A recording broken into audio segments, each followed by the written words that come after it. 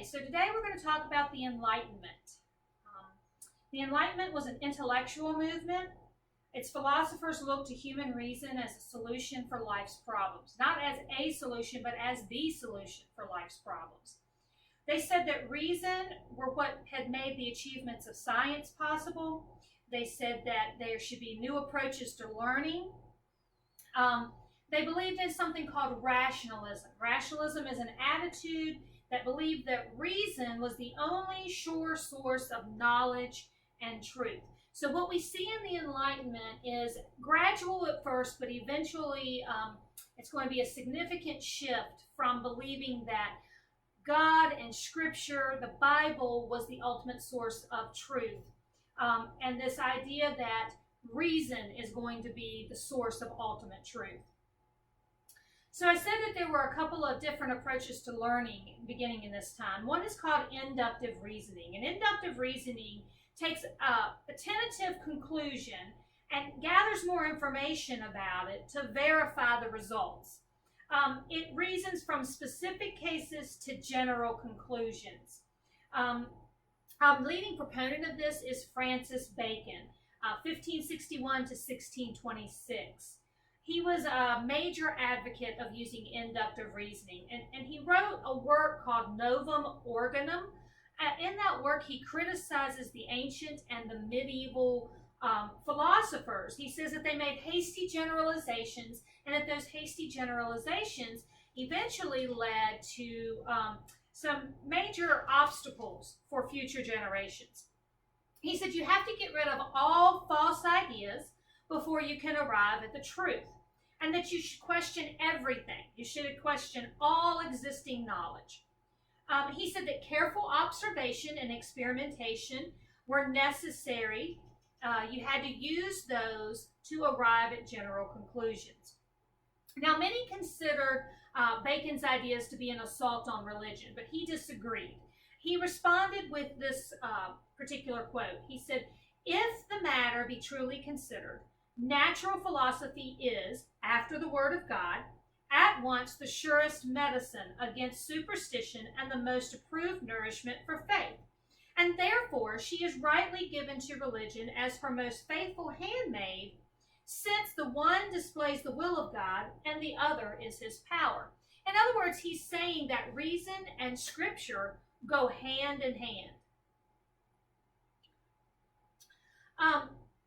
So what he's saying is that reason can be coupled with Scripture, with the ultimate authority of God, and it can be used to better understand what God is saying through Scripture and to better understand this world in which we live. Now, the second type of learning that became very prominent and popular during the time is called deductive reasoning. Deductive reasoning starts with a simple premise. Then, through careful logic, you arrive at a more complex truth. And a leading proponent of this is René Descartes.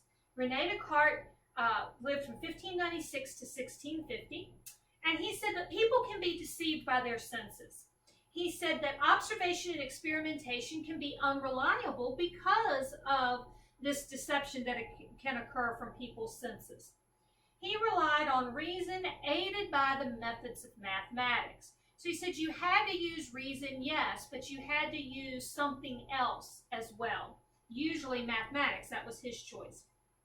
He believed that false ideas and prejudices, he also believed that false ideas and prejudices had to be discarded after arriving at the truth.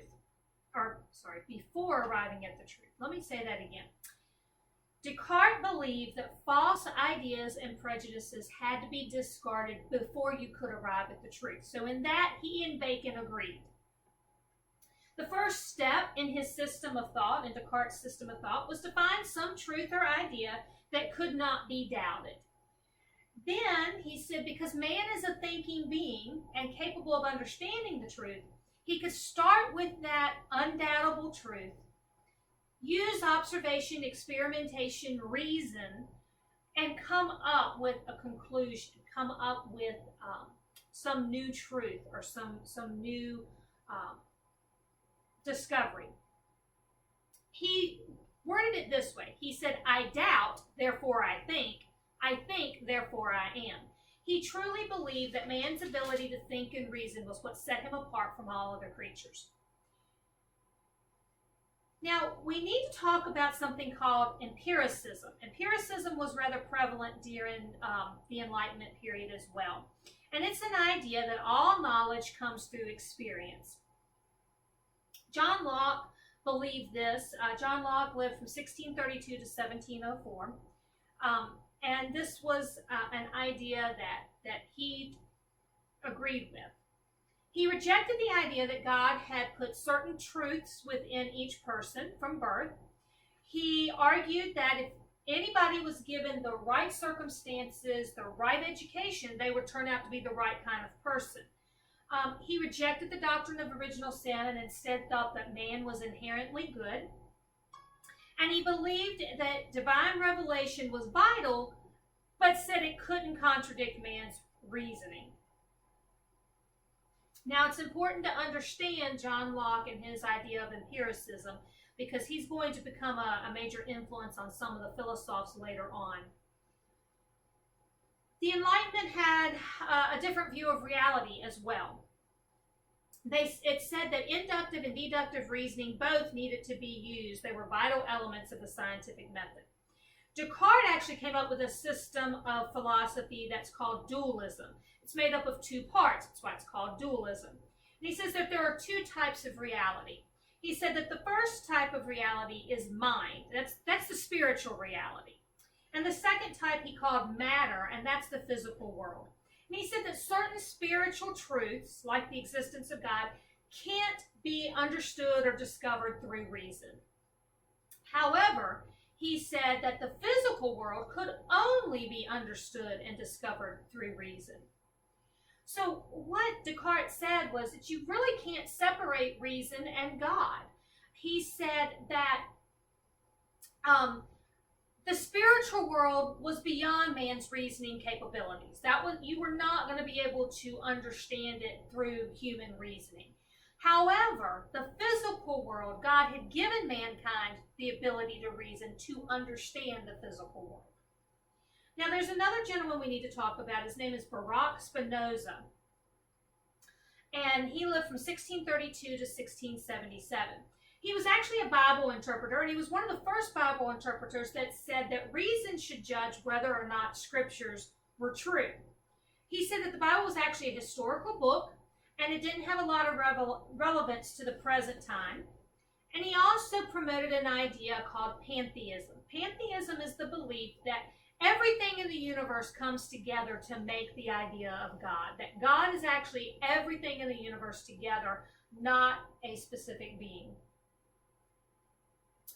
So you need to understand the ideas of reality of these Enlightenment thinkers as well. And what we're going to do is we're doing a general overview here of what the common thoughts of the Enlightenment period were.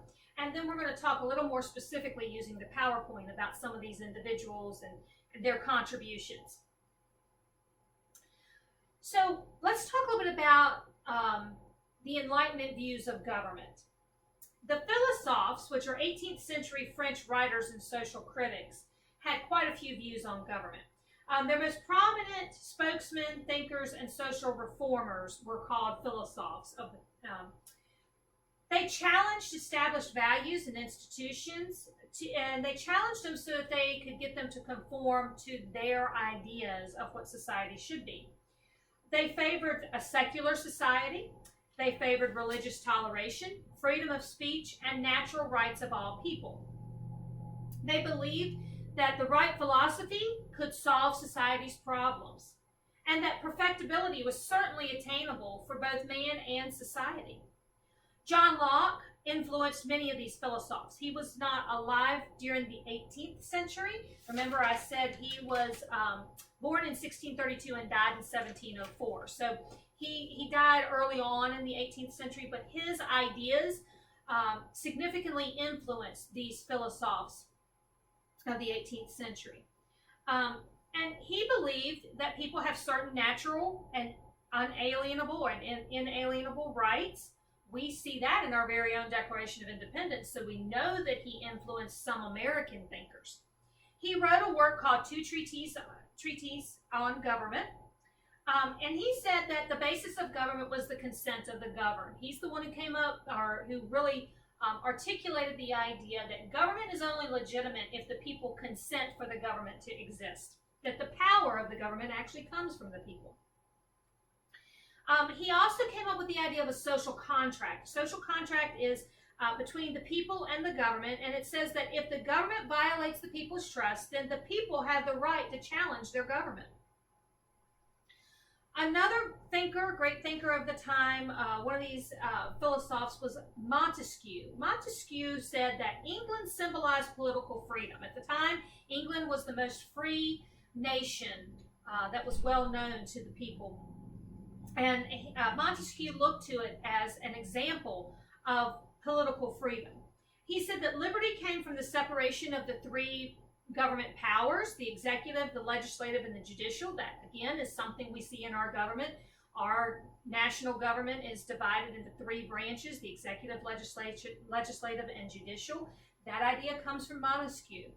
And he greatly impacted the framers of the Constitution, of the United States Constitution. Another thinker of the time was Voltaire, 1694 to 1778. He was a leading figure in the Enlightenment. He had actually been put in prison as a young man for insulting a French noble. Eventually, he's banished from France and he moves to England. When he's in England, he becomes a great admirer of Isaac Newton and John Locke. He's also an outspoken critic of abuses in society, especially when it comes to political and religious intolerance. He hated organized religion, and he advocated deism. And we're going to talk about what deism is in a minute. And he championed freedom of the press. However, he became so radical in his views, or at least at the time he was considered radical, that he constantly had to leave countries. He'd go into a nation and start spreading or expressing these radical ideas, get into trouble and have to flee that nation and go to another one, and it would happen all again. The next gentleman we're going to talk about is Jean-Jacques Rousseau, 1712 to 1778. And he was a friend of other philosophers, but he often disagreed with them. He favored emotion and sentiment above reason. He's called the father of Romanticism and began the Romantic Age, back to nature. The Romantic Age, or the Romantic period, really didn't have a lot to do with love. We think of romantic love. It had to do with nature. There's a whole era in British literature called the Romantic period that deals with literature about nature. Sometimes it deals with love as well, but it's a very well-known and very popular era of literature.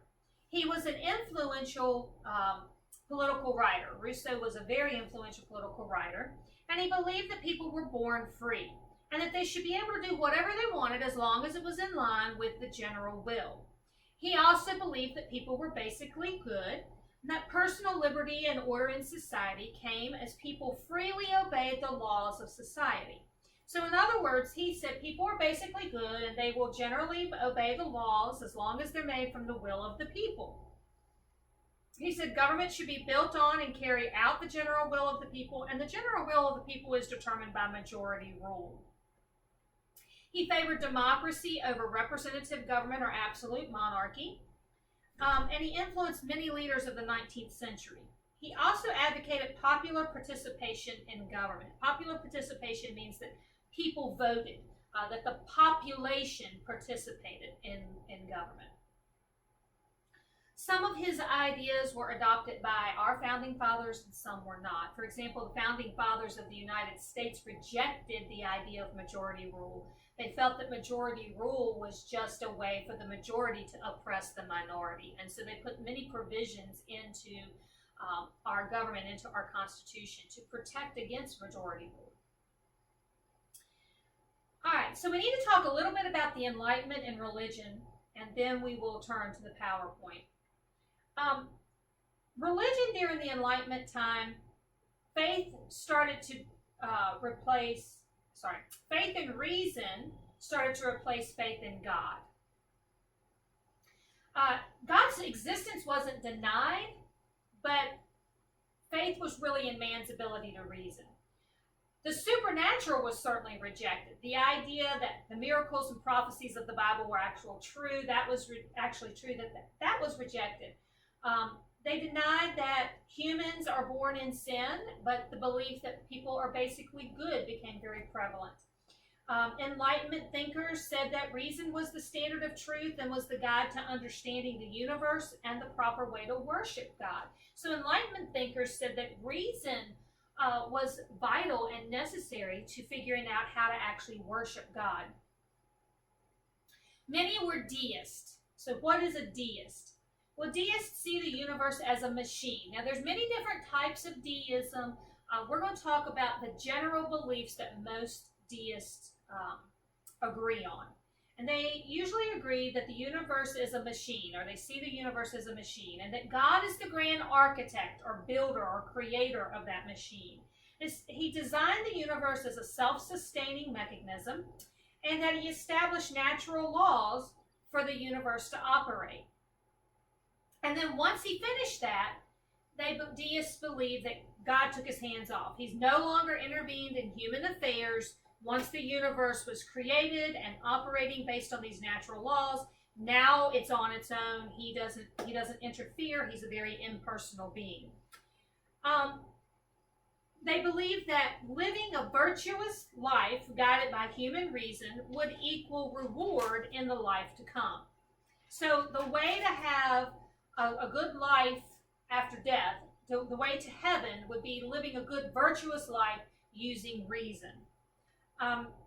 So these are some of the general beliefs of the Enlightenment. So let's take a look, using the PowerPoint, let's take a look at some of the characteristics and prominent people and contributions of the Enlightenment. And so the Enlightenment took a lot of pride and focused a lot on human achievements and progress. They wanted to go past what the ancient Greeks and Romans had done. They looked to the classical world and they said, that was great, but we can do better, and we can use reasoning to do that.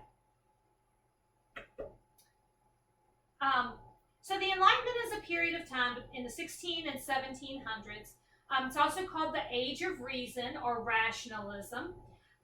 And it's a time when the educated, the literate, the elite of society really put forth their views and their ideas. It focused on progress and natural rights, and it looked at questions of human nature. Was man actually good? Was man actually bad? What rights do people have from God, or just because they're humans? And what progress can we make? So I've already talked to you a little bit about a social contract. We know that John Locke came up with this idea of a social contract. So let's take a look at what it is. And in order to do this, we're going to contrast the views of Thomas Hobbes and John Locke. Now, I haven't talked to you about Thomas Hobbes a lot yet, but we're gonna look at him and his views on government and John Locke's views. So Thomas Hobbes, he's from England. He lives in 1588 to 1679. He wrote a book called Leviathan in 1651. John Locke is also from England. We've already said he lives from 1632 to 1704.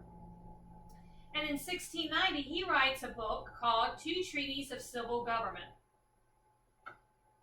All right, so both of these guys have written works on what they think government should be, what the ideal government would be. But they have vastly contrasting ideas. Hobbes says that people are evil and selfish at heart. He believes in original sin. He believes in that we are all born with a sin nature. And he says that a king is what keeps society in order, that an absolute monarchist, and we talked about absolute rule last week, that an absolute monarchist was necessary to keep order in society. And he said that people give up their rights in order to maintain this order in society. He says that rebellion against the monarchy is wrong no matter what. that the people need to submit to the rule of their absolute monarch. Now, John Locke saw things a little differently. He absolutely detested absolutist monarchies or absolutist control. He said there was something called natural law. Now, remember, he said mankind was basically good and reasonable, and that they weren't born with a sin nature, and that we could all coexist together without this uniform religion or an absolute monarchist, because mankind would all submit to what's called natural law. Mankind already knows what to do, what's good. They have a conscience, and they will basically follow that conscience, and he called that natural law. He said that the government is there to actually protect the natural rights of the people, that these rights that God had endowed upon them just by them being born as human beings, that the government's job is to protect those rights, and that people can rebel against a bad government, and that they are perfectly allowed to rebel against a bad government. Hobbes says that the condition of a man is a condition of war, of everyone against everyone. He says it's man against man. And he says it's a dog-eat-dog world, and that's the natural condition of man. And the Bible agrees with that. The Bible talks about after the fall in the Garden of Eden, that because Adam sinned, every human being born after Adam sinned, and that sin nature is inherent in us. We tend to be selfish. We tend to be all out for ourselves, and we have to be taught to be different. And you can see that in young children. Babies are born and they're beautiful and they're innocent and they're wonderful to coo and eye at, but it's not too long before that baby has figured out how to be selfish. All you have to do is walk into a room with two toddlers and one toy, and they're going to fight over that toy. You don't have to teach a child to pinch, hit, bite. You don't teach them to lie. You have to teach them to not do those things. So on this point, Hobbes is correct. Man is inherently evil because of our sin nature. Locke says that the state of nature has a law of nature to govern it. And that all being equal and independent, no one ought to harm another in his life, health, liberty, or possession. Locke said, no, there's this natural law that's written on everybody's heart. There's this natural tendency in mankind to be good, and if everybody is equal, if everybody has the same opportunities and everything is equal, then they're just naturally going to be kind to each other and not hurt each other.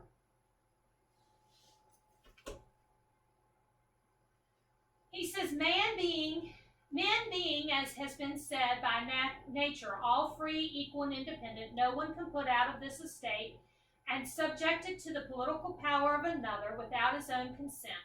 The only way whereby anyone divests himself of his natural liberty and puts on the bonds of civil society is by agreeing with other men to join and unite into a community for their comfortable, safe, and peaceable living, one amongst another, in a secure enjoyment of their properties and a greater security against any that are not of it. What he is saying here is that all men are born free. And the only reason mankind or individual people agree to a government over them is because of a mutual advantage. In other words, the only reason that a government can exist is if the individual people agree to be governed by it, in order to have security against people who are not part of their government. Locke definitely believed in toleration. He wrote a letter on toleration. Now, he was tolerant of everybody except Catholics and atheists. So he had his own intolerances. But he definitely believed as long as you weren't Catholic and you weren't an atheist, you should be able to be any religion or any political mindset that you wanted. He said no man's knowledge can go beyond his experience. So he believed that experience, that empiricism that we talked about, is what helps aid in mankind's gaining of knowledge.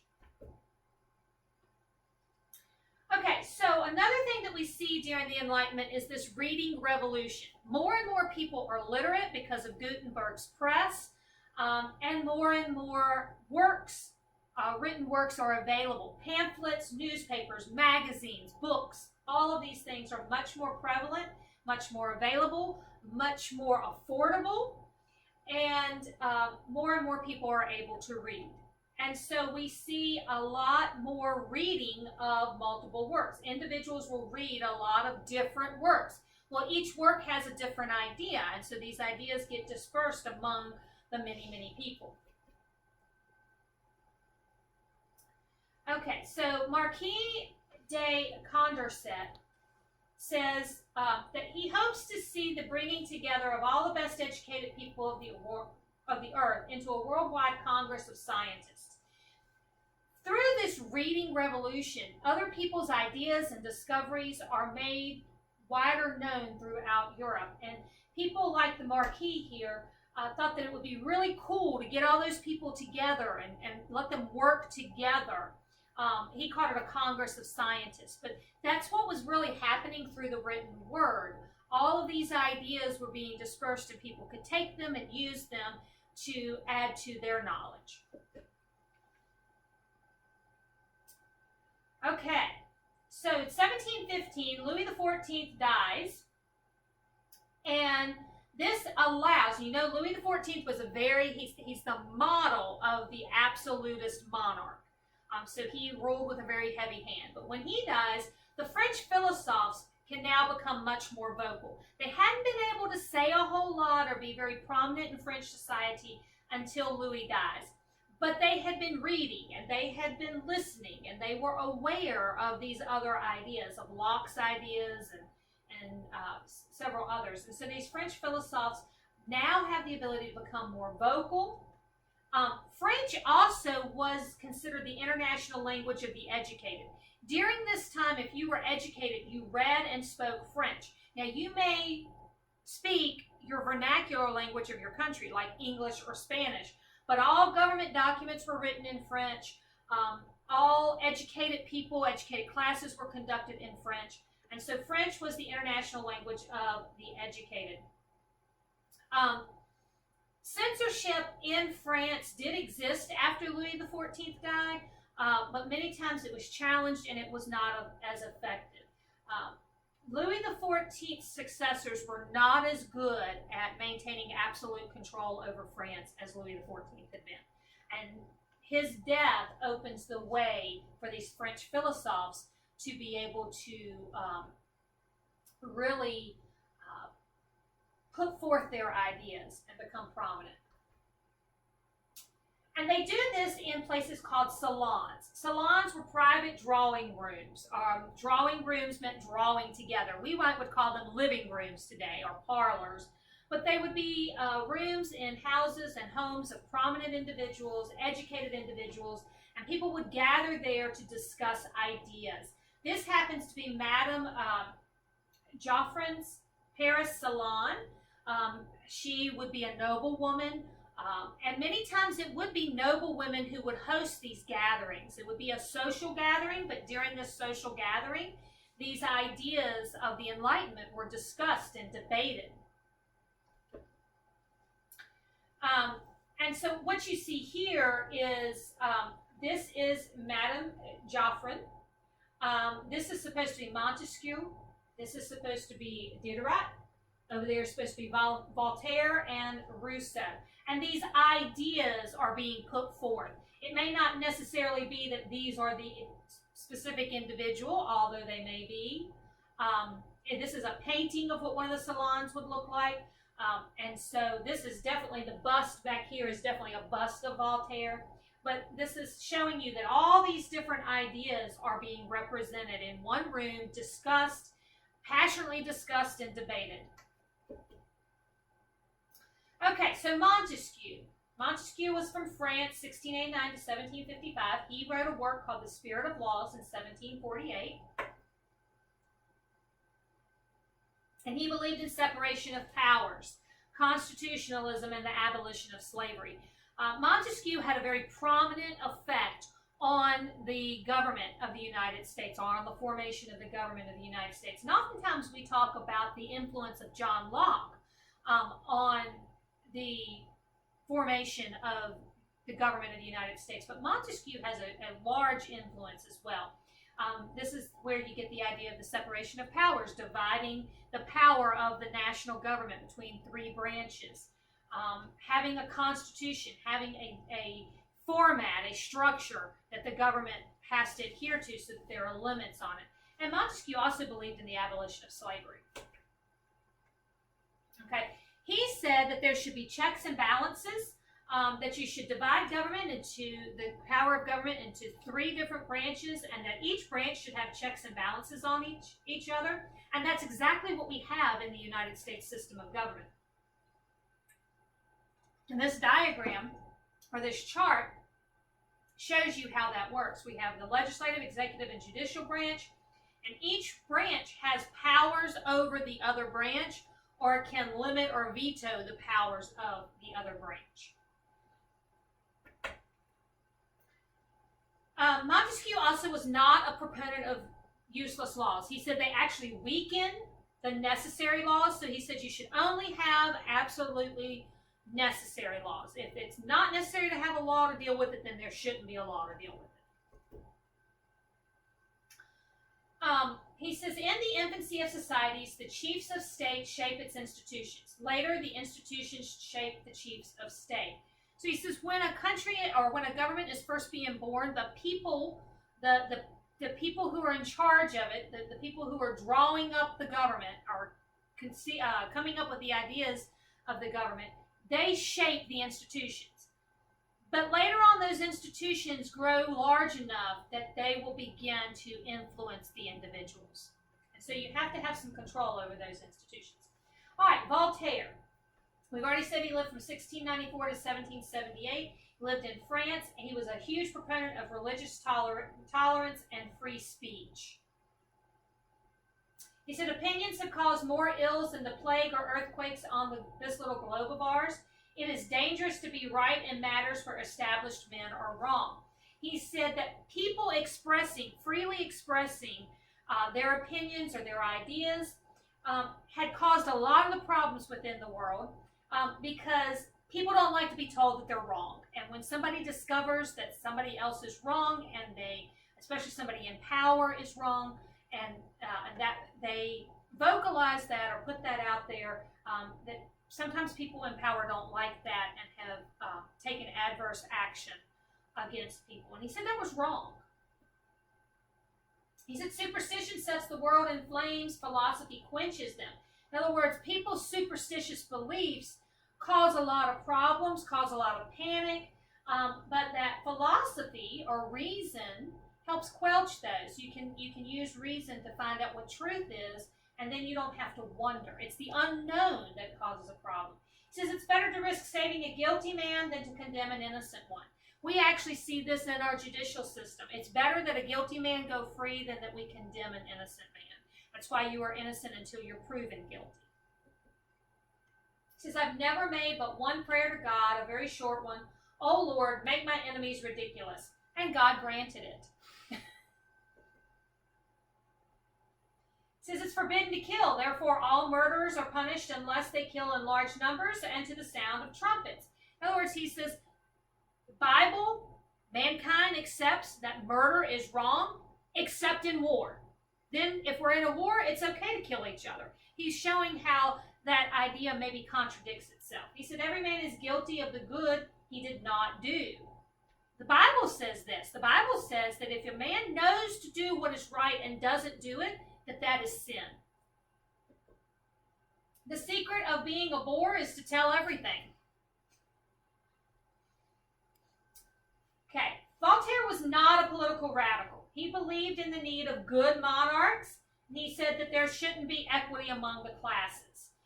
So he did not go as far as some of these other philosophers. We've already said that sometimes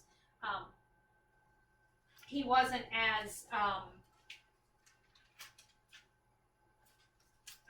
as radical as some of the others. He He says, I die according to God, loving my friends, not hating my enemies, and detesting superstition. He was kind of a, can't we all get along? All right, deism was the religious view where God does not intervene in human life. We've talked about that a little bit already. Voltaire, John Locke, Frederick the Great, who was a ruler in Germany, and many others promoted this idea and believed in this idea. In America, people like Thomas Jefferson were deists. To pray to God is to flatter oneself that with words one can alter nature. In other words, God's not listening. God's already set nature on its course. It's going to do what it's going to do, and you're not going to change God's mind by talking to him. Many American deists were Thomas Jefferson, Benjamin Franklin, James Madison, Alexander Hamilton. Now, they put George Washington on here. I do not agree with that. If you look at the writings of George Washington, he often refers to praying to God and asking God for things and having a personal relationship with God. So that's not characteristic of a deist. James Madison and Alexander Hamilton, I haven't looked into their writings well enough. Ben Franklin, the closest he had to a religion would have been deism, and Thomas Jefferson definitely was a deist when you look at his beliefs and his approach to things, to many of his writings. He even rewrites the Bible, taking out all references to Christ's deity and to miraculous happenings, which is very characteristic of a deist. Thomas Paine, Abraham Lincoln was a deist until after his son dies, while he's in office at the White House, and he had a more conversion experience. So towards the end of his life, he was a true Christian. Neil Armstrong is a more recent deist in American history. The Jefferson Bible, I was just referring to that. This is the life and morals of Jesus of Nazareth. And he says, there will be found remaining the most sublime and benevolent code of morals which has ever been offered to man. Thomas Jefferson said this in an 1813 letter to John Adams about the life of Christ, but he did not believe that Christ was God's son. All right. Denis Diderot, 1713 to 1784. He's from France. He comes up with the encyclopedia, the Rational Dictionary of Science, the Arts, and the Crafts. So the idea of an encyclopedia comes from him. Now, of course, it wasn't as extensive as what we have now, but it was 17 volumes. He wrote the first one in 1751. And he said we needed to change the general way of thinking. This is a picture of his encyclopedia, the front pages of his encyclopedia.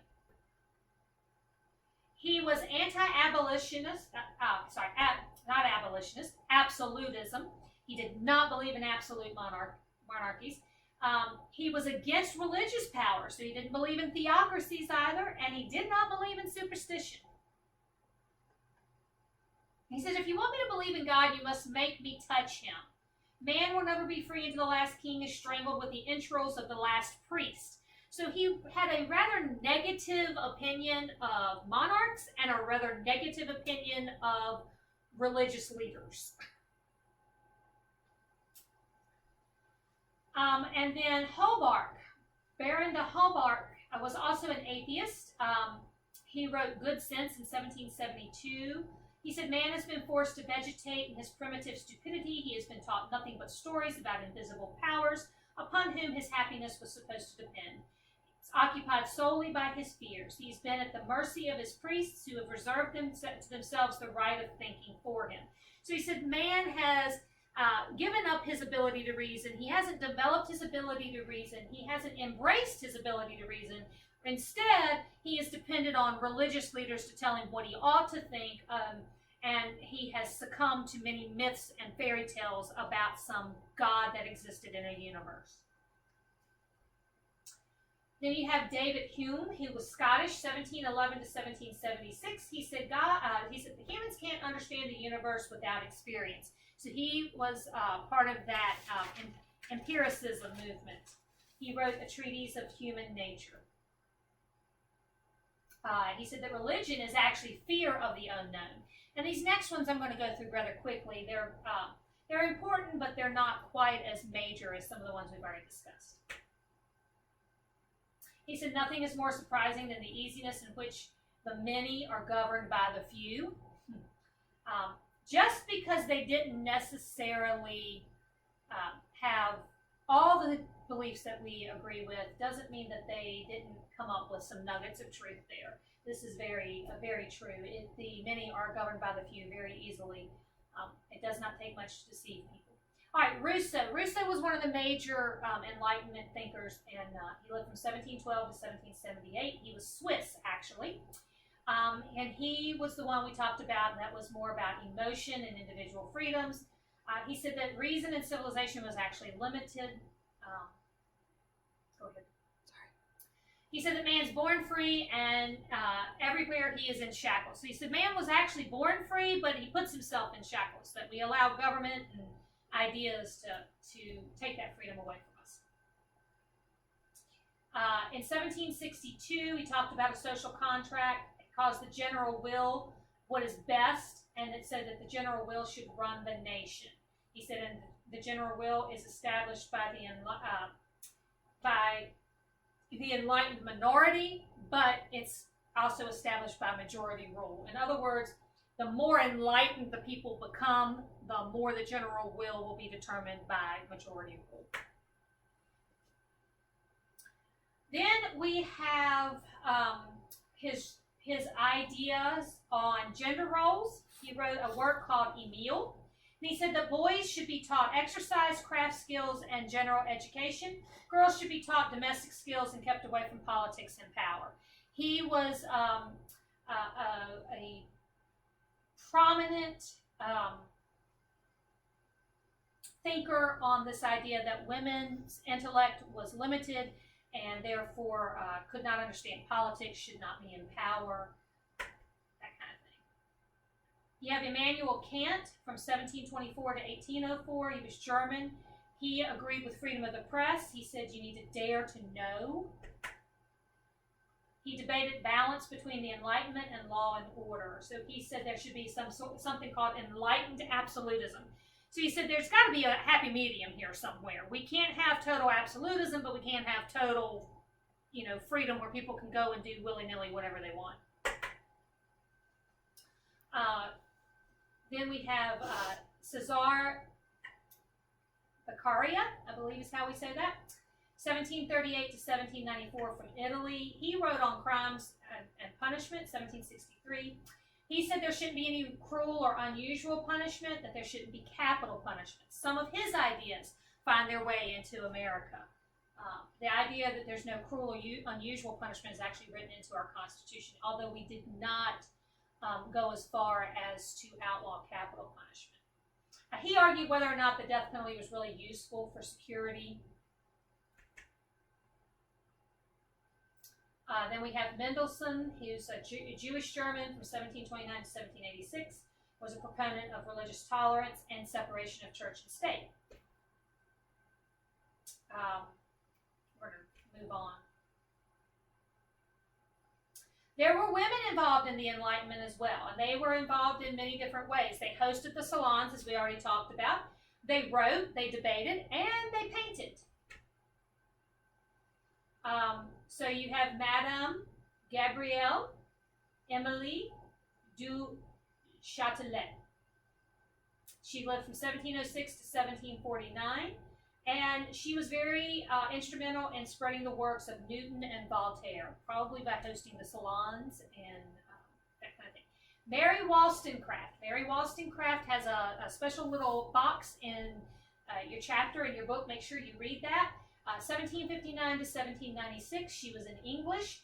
She was in England, and she directly, her writings directly challenged Rousseau's ideas about women. She said women are not inferior, but that women just lack the access to education. And if you give women the same access to education that you do men, you'd find out that their intellect was just as good as men, if not better. And she wrote that in 1792 in A Vindication of the Rights of Women. She says, still women are more rationally educated. The progress in human virtue and improvement in knowledge must receive continual checks. Okay. Quickly, we're going to look at race in the Enlightenment because race plays prominently into the Enlightenment thinking. And it's actually going to play prominently into the ideas of slavery. There was a study of racial differences. Scientific study was becoming more prominent. The tools and the methods for studying science were becoming much more honed and better, much better. And so racial differences was one of the things that was studied. And they actually placed the races into different hierarchies. This is also around the same time that Charles Darwin. It's a little bit before Charles Darwin, but this is going to play into Charles Darwin's ideas that he's going to come up with.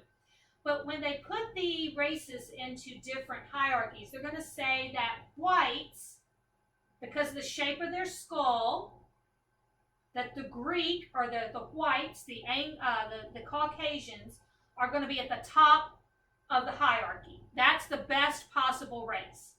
Then they're going to say that the Africans, that people of color, are going to be below the whites in race. They have got a skull that is more closely shaped to that of a ape or of an animal, and so they must be much more animalistic. And so they're not as evolved, they're not as intelligent, they don't have the same abilities or potential as whites. And they get all this from the study of the shape of the skull. And if you look at the ape skull, that's a young chimpanzee skull, and then you look at the shape of the skull that they got from Africa and a Greek skull, you do see differences in their shapes. And to the enlightened scientists of the time, the ape skull and the African American skull were much closer in shape, and therefore they must be closer related than the Greek skull, and so therefore the Caucasians must be the cream of the crop, the top of the race.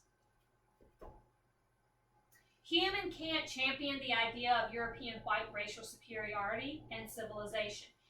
This is actually how they come up with the idea that slavery is okay, because they come up with this idea, and even Thomas Jefferson argues this in his Notes of a Virginia Gentleman, that the natural place for Africans is in a life of servitude and slavery, because that's what God made them for.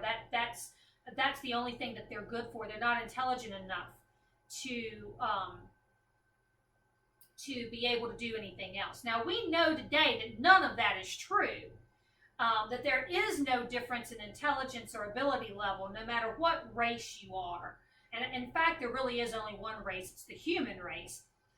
But these are the ideas that people were coming up with at the time, and it's how things like slavery were justified. You have the physiocrats, who are economists that advocated for less government, and that people like Adam Smith from Scotland, 1723 to 1790, he writes The Wealth of Nations and comes up with the idea of the free market economy and laissez-faire. They're trying to get away from this mercantilistic economy, this idea that the factors of production, that the capital should be owned by private individuals, and that the pursuit of profit should motivate the market, allow the economic laws of supply and demand to determine what the market is and what price points are. That's all coming from people like Adam Smith. Calls it the invisible hand of the market. He believes that this would raise the living standard of the working class. And in fact, we've actually found that it does. Every country that uses a capitalistic economy, the working class has some of the highest living standards of the world. Economic liberalism, people have more freedom and decision-making power. It's anti-mercantilistic, anti-regulations, and anti-monopolies.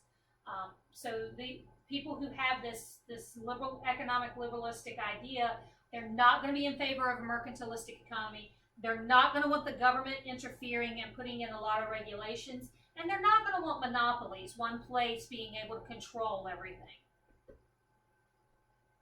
They said government should only protect from invasion, defend from injustice, and maintain indispensable public works. That's the only role of government that these economists thought was valid. The Enlightenment's going to expand from the salons to the public sphere, so it's going to get out of the French living rooms and into the public. A lot of that's going to happen through writings, and so we are now at a point where you need to be able to tell someone or be able to explain the key ideas of the Enlightenment.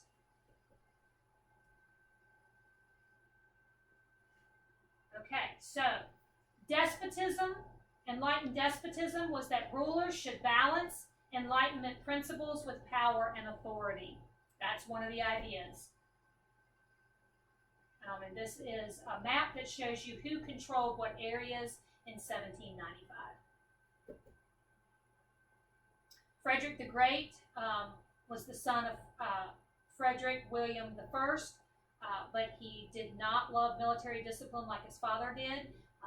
And he's going to be instrumental in unifying much of Germany into what we call Prussia. So the greatest and noblest pleasure which man can have in this world is to discover new truths, and the next is to shake off old prejudices. So he's an enlightened thinker. He believed in a more free press. He actually abolished the use of most torture. He believed in religious toleration. And he liked efficient and fair courts. So as a leader, he shared a lot of these new ideas of the Enlightenment. He says, I've always considered Machiavelli's Prince as one of the most dangerous works ever to be disseminated in the world. It's a book which falls naturally into the hands of princes and of those with a taste for politics, since it's very easy for an ambitious young man whose heart and judgment are not sufficiently developed to distinguish clearly between good and evil, to be corrupted by the maxims which flatter the impetuosity of his passions. In other words, he's saying Machiavelli's work, The Prince, is very dangerous because it usually falls into the hands of people who are too easily influenced by it, and they actually believe what Machiavelli wrote and become absolute, or try to become absolute dictators or rulers. Okay. In a letter from Frederick to Voltaire, he says, what may we not expect from the author of so many masterpieces? This it is which makes me desire so ardently to possess all your works. So he is praising Voltaire for his works. I'm not going to read the whole quote. Trying to wrap this up. Arts and music of the time, we're going to look through this really quickly. He says, all religions must be tolerated, for every man must get to heaven in his own way. Religious toleration isn't necessarily a bad thing, but this idea that there are many roads to heaven certainly is. But he says we have too many Jews in the town. They are needed on the Polish border because in these areas, Hebrews alone perform trade. So you can see that there's a little tendency to not be so tolerant of the Jews. He was very concerned for the serfs. There's still a lot of feudalism going on in the area, but he doesn't free the serfs. He wants to make life better for them, but he doesn't free them. And he used war to expand his empire. As you can see, he's able to eventually take on much of what becomes Germany. And then Russia, we're not going to talk about Russia right now. So we're going to flip through those slides really quickly. Keep going. We'll come back to Russia later.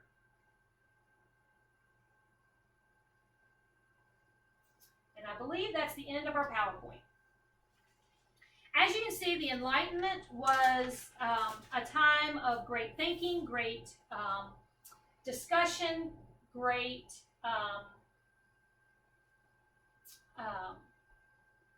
debate. Many ideas that we hold true today and hold dearly today came from this time period. Some were good, some were bad. We have to measure those against Scripture to determine which ones we should continue to embrace and which ones we should get rid of. Hopefully this has helped you understand the Enlightenment period and the thoughts and influences that it had on its day and